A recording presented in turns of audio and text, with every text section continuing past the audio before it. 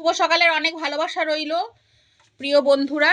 এই দেখো মাকে টিফিন দিয়েছি আর আমিও এই টিফিনটাই খাবো। আজকে কি করেছি বন্ধুরা, ব্রাউন রাইস দিয়ে দেখো আলু ফুলকপি ডিম এইসব দিয়ে ভাজা করেছি, আবার সঙ্গে একটু ডিম ভাজা নিয়েছি। মা আবার একটা স্পেশাল কাঁচা লঙ্কা নেয় জলখাবারে। খাও, তুমি খেয়ে নাও, তারপর আমি খাবো। আমি ওই একই খাবার খাবো, ওই একেবারে করে নিয়েছি। ব্রাউন রাইসটা না বন্ধুরা আনপলিশড খড়খড়ে চাল, তো ব্রাউন রাইসটা না ভালো লাগে না। ব্রাউন রাইসটা দিয়ে আমি দেখেছি হয়তো একটু এই রাইসের মতন করে নেওয়া। এটা হচ্ছে তোমার ভেজ রাইসটা, ভেজ নয় ডিমও দিয়েছি, ওই একটু করে নিই, খুব ভালো লাগে খেতে। দেখো তোমার নুন টুন ঠিক হয়েছে না একটু কম হয়েছে নুন?